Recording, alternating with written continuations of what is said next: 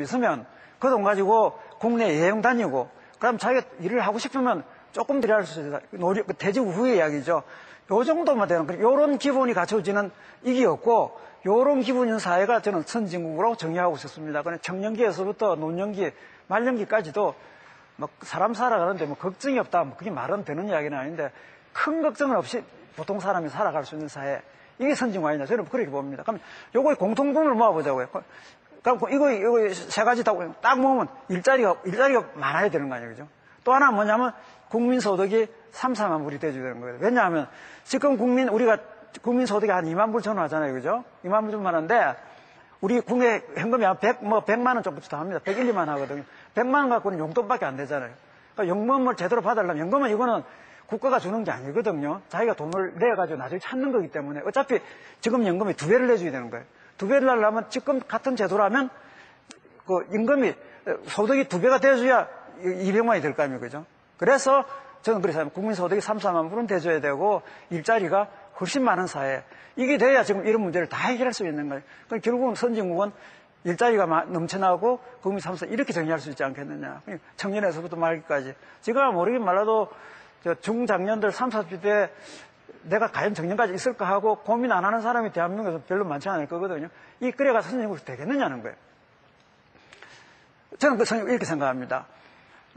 그래서 지금 하고 있는 우리가 해야 될 게 뭐냐는 건데, 저는 첫째 주장하고자 하는 거는 기존의 기간 산업은 세계적인 위상을 아까 말씀 유지하고 있잖아요. 이걸 유지를 하고, 그게 되게 우리가 여기까지 해가지고 60년대부터 90년대, 2000년대까지 거쳐서 인당 2만 불 시대까지 열었거든요. 이렇게 기간 산업을 중심으로 해가지고 열었지 않습니까? 하고, 요걸 기초를 해가지고, 그 다음에 뭐 신산업, 친환경적이고, 친에너지든 서비스든 교육,醫療, 관광이든 해서 저에너지, 시세 말로 뭐 저탄소, 녹색 성장인지 모르겠습니다만 그런 형에 발견해가지고 요거다 1, 2만 불을 보태는 이게 선진사회거든요.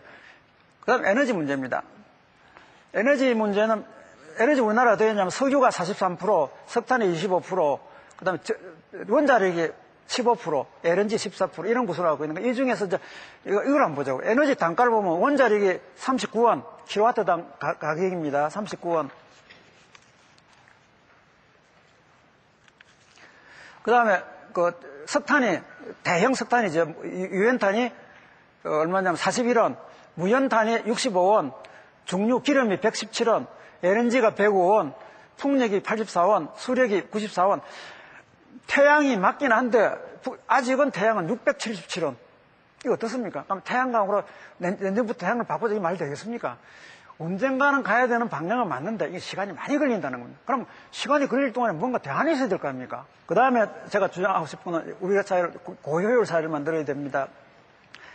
고효율 사회를 만드는데 특히 하나가 세 가지를 하고 싶은데, 우리나라 노사 IMD 발표 국가 경쟁 순위 보면 저는 매년 봅니다. 매년 꼴찌에 3번 아니면 꼴찌 이런 거거든요. 그러면 문제가 있는 사실이죠.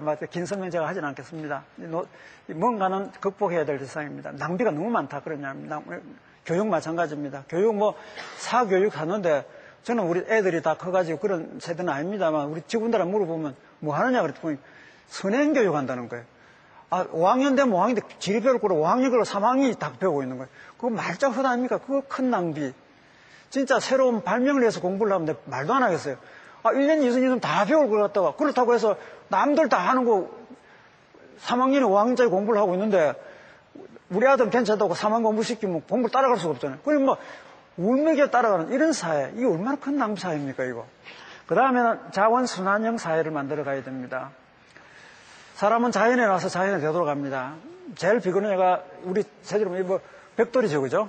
벽돌을 구워가지고 단단하게 만들어 놔도 나중에는 흙이 흙을 구워서 벽돌을 만들고 그 벽돌은 언젠가는 흙으로 되돌아갑니다. 이게 자연의 이치입니다. 철강도 마찬가지고, 그죠? 쇠도 언젠가는 자연으로 되돌아가는 겁니다. 그러나 자연으로 안 되돌아가는 게 딱 하나가 석탄하고 석유 이건 아닙니다. 석탄, 석유는 5억 년에서부터 고생대에서부터 신생대 이런까지 수천만 년에 만들어진 건데 만들어지기는 수억 년, 수천만 년에 만들어졌는데 쓰는 거는 불과 200년 안에 다 없어지는 거예요. 순환되지 않습니다. 에너지는 순환하지 않습니다. 그럼 이거 석탄, 이걸 어떻게 할 거냐는 건데, 결국은 궁극적으로는 어떻게 하면 자원순환으로 해서 끌 수 있는 데까지 끌어야 되고, 자원순환 방법은 여러 가지가 있습니다. 폐기물 수거해서는 방법도 있고, 그 다음에 도시광산이라는 개념도 있습니다. 도시광산이라는 거는 글자 그대로 도시광산입니다. 폐가전이라든지 폐차라든지 여기에서 금속을 해소해내는 거죠. 그죠? 이게 희토거류 금속 같은 건 상당률에 해당합니다. 생산하는 것보다 더 많이 도시광산에서 해소하기도 합니다. 고철 마찬가지죠. 바이오매스 이런 식의 순환하는 사회로 만들고, 예를 들어 순환만 한다면 지구가 자원이 아무리 선들 순환만 가능하다면 영속하지 않습니까? 영속하지 않은 석유 자원에 대해서는 대단히 안타깝지만 연료를 쓸 수 있게끔 룸비를 만들어야 된다. 이런 말씀을 드리고자 합니다. 제가 며칠 전에 세종실록 그 기사가 있기 때문에 그것만 간단히 소개를 한번 하겠습니다. 이게 박성래 교수가 다산 칼럼에 한 거라 기억이 나서 한번 여러분들 인용해 드립니다. 며칠 전에 난 신문 기사입니다. 세종 1441년 세종 때 이야기입니다. 4월 26일자 세종실록. 양력으로 치면 5월 말경 된답니다. 예조에서 보고가 오기를 누른비가 내립니다. 이때 우리 항사비가 많이 내릴 때지 않습니까? 5월달이래고. 누른비가 내렸습니다. 근데 세종은 그 당시 이제 눈이 나빠가지고, 세종이 눈이 나빴지 않습니까? 안질로 온양온천에 휴양을 가 있었습니다. 그 당시 이조시대 배경이라면 이런 이상기후의 자연현상이 나타나면 뭔가 재앙이다. 임금이 잘못했거나, 뭐 국가 재앙으로 생각해가지고 즉각 조치를 할 필요가 있는 그런 시대 배경을 갖고 있는 겁니다. 그런데 세종의 셋째 아들 안평대군이 궁궐안을 조사를 해보니까 어떤 데는 노란비가 있고 어떤 데는 없고 그런 거예요. 특히 이제 그릇 같은 조사는 그릇 속에는 노란비가 없는 거예요. 뭔가 이건 이상한 거다. 그래가지고 송화가루를 실험해봤습니다. 송화가루를 가지고 해보니까 이 노란비하고 같은 거예요. 그래서 안평대군이 세종한테 이거는 그 누런비는 황사가 이상한 비가 아니고 송화가루가 날아가서 그런 겁니다. 알아보는 거예요.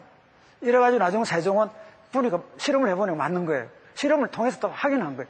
그래서 세종은 이거 송화가루를 맞으니까 이거 큰 이상이 아니다. 이렇게 최종 결론을 내렸다는 그게 1441년도 지금부터 560년 전 그 4월 26일에 세종실록 기록입니다. 자, 이게 뭐냐면 보이는 대로 본인 인정했으면 황사비라고 해요 말았을 겁니다. 본인 인정하지 않고 비판적으로 실험하는 과학적인 태도, 세종부자 지금 오늘 우리가 살고 있는 우리는 모르긴 몰라도 황사비로 단정하지 않았을까요? 우리가 세종 600년 전에 세종부자만큼 우리가 과학적이라고 말하는 사람들이 정말 과학적일까요? 이런 데에 대한 성찰이 필요하지 않느냐. 우리 세종한테 부끄러운 사람이 안 되지 않겠냐 이런 이야기를 하고 싶습니다. 조금만 다른 각도에서 달리 생각을 해보면 우리가 새로 성장할 수 있는 선진사일 수 있는 길은 열려 있다. 특히 에너지가 기속 성장